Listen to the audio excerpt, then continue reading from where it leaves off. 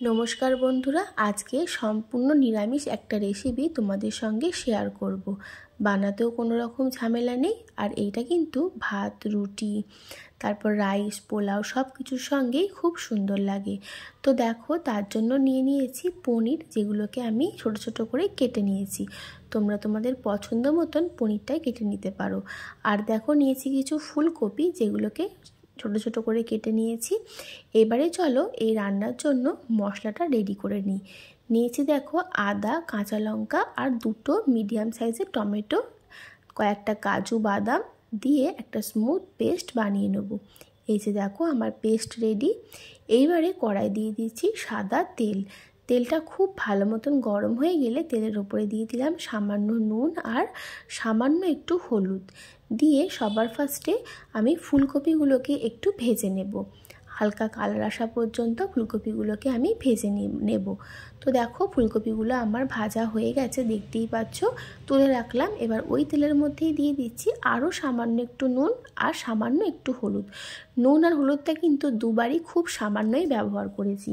এবারে দেখো, পনিরগুলোকে হালকা করে একটু ভেজে নেব। খুব বেশি কিন্তু ভাজবো না, তাহলে শক্ত হয়ে যাবে, সেই জন্য একদম হালকা করে ভাজবো। তো চলো, পনিরগুলোকে সব উল্টে পাল্টে হালকা করে ভেজে নিই, তারপর ফিরে আসছি।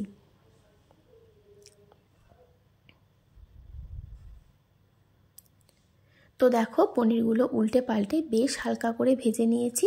এবারে এগুলোকেও আমি তুলে রেখে দেবো। এই যে দেখো, পনির কিন্তু আমার একদম হালকা করে ভাজা কমপ্লিট। এগুলোকেও তুলে রাখলাম। তারপরে দেখো, নিয়েছি টমেটো, মাঝখানটা কিন্তু টমেটোর বাদ দিয়ে দিয়েছি। আর কি নিয়েছি, ক্যাপসিকাম, যেগুলোকে কিউব করে কেটে নিয়েছি। যেহেতু নিরামিষ, সেই জন্য এখানে পেঁয়াজটা কিন্তু ব্যবহার করিনি। এবার টমেটো আর ক্যাপসিকামটাকেও একটু হালকা করে ভেজে নেব। তো দেখো, টমেটো ক্যাপসিকাম কিন্তু খুব বেশি ভাজবো না, জাস্ট 2-3 মিনিট নাড়াচাড়া করে তুলে রাখলাম।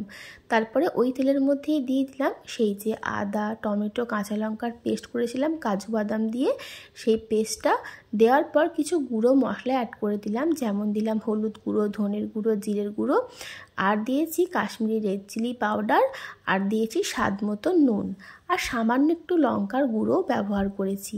দিয়ে গ্যাসের ফ্লেমটা লো টু মিডিয়ামে করে এই মশলাটাকে খুব ভালো করে কষিয়ে নিতে হবে একটু সময় নিয়ে। তো দেখো, মশলাটাকে ঢাকা দিয়ে একটু সময় নিয়ে ভালো করে কষিয়ে নিচ্ছি।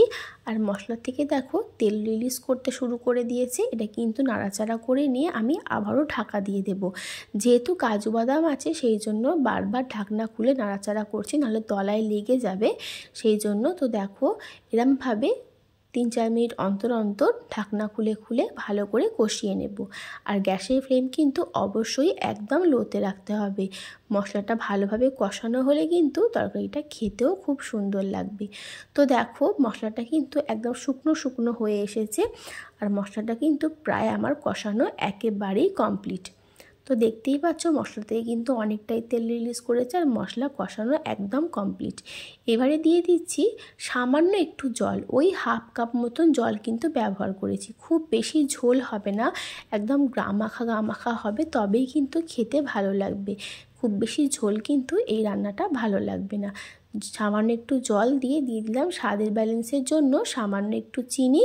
ঝোলটা খুব ভালো মতন ফুটে উঠলে যে পনির, ফুলকপি আর ক্যাপসিকাম, টমেটোগুলো ভেজে রেখেছিলাম হালকা করে, সেইগুলোকে একসঙ্গেই সব দিয়ে দিলাম।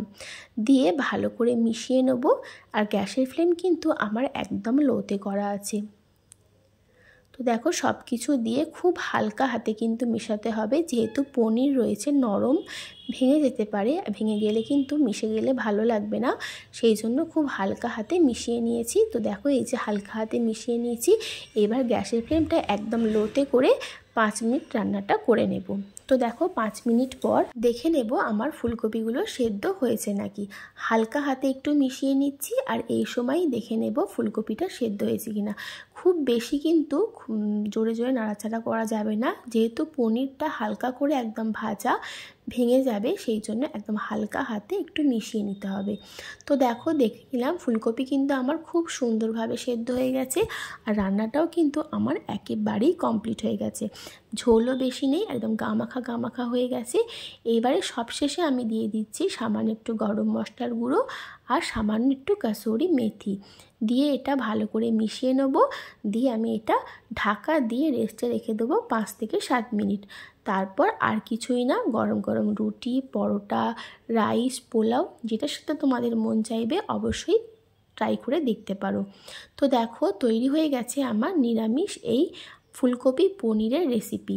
এর মধ্যে কিন্তু কোনো রকম আলু ব্যবহার করিনি, তবে আলুটা ব্যবহার করলে খেতে ভালো লাগবে না, সেই জন্য আলুটা আমি এতে ব্যবহার করিনি। তো একদম নিরামিষভাবে বানিয়েছি, যে কোনো নিরামিষ নিয়ে তোমরা ট্রাই করে দেখতে পারো। আর ভালো লাগলে কি করবে অবশ্যই আমায় কমেন্ট করে জানাবে কেমন লেগেছে। আর আমার চ্যানেলটাও কিন্তু সাবস্ক্রাইব করে দেবে। তাহলে আজকের মতন টাটা, সবাই খুব ভালো থেকো, সুস্থ থেকো।